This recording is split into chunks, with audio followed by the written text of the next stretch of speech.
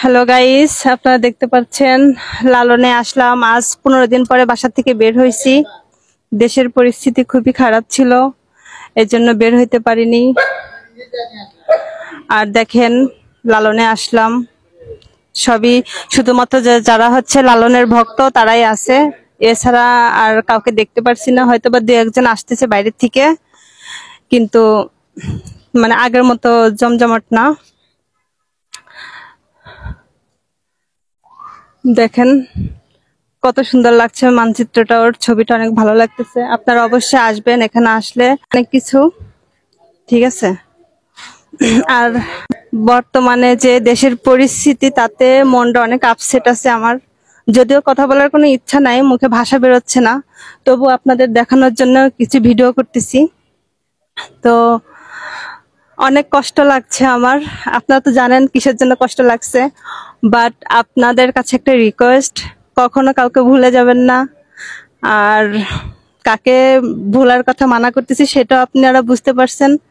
আসলে আমরা তো ছোট মানুষ, তাই না? জন্ম থেকে যাকে দেখবো তাকেই ভালোবাসবো, তাকে মনে রাখবো। দেখেন পরিবেশটা কেমন, এই জায়গায় কত সুন্দর ফুল ফুটে।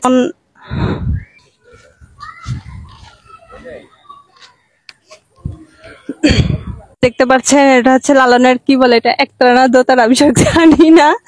তো দেখেন আপনার রাস্তাটা দেখাবো লালনের, খুবই ভালো লাগে দেখতে। দেখেন এখানে একটা বুড়ো দাদু বসে আছে, কত সুন্দর লালন লালন লাগছে।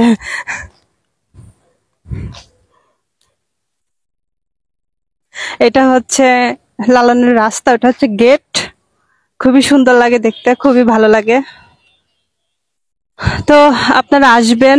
এখন বর্তমানে দেশের পরিস্থিতি যা একটু শান্ত আছে, তো এটা সন্ধ্যার দিকে হচ্ছে অনেক মানুষজন হয়, তো এখন তো তেমন মানুষজন হচ্ছে না।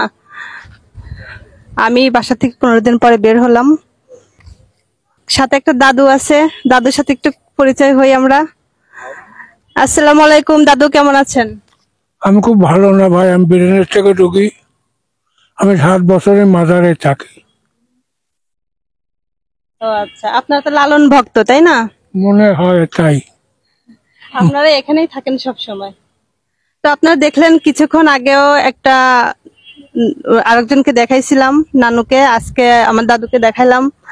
তো আমরা সব সময় তাদের জন্য দোয়া করি, তাদের জন্য শুভকামনা হোক। আর হচ্ছে আপনি কি বলছিলেন, পান খাবেন? পান খাবেন? তাহলে ধরেন এটা, পান খাবেন, পান খায়েন। আর আপনাদের জন্য দোয়া থাকলো, ভালোবাসা থাকলো। এখানে ভালোভাবে থাকবেন, সুস্থ থাকবেন, এই কামনা করি। আল্লাহ হাফেজ।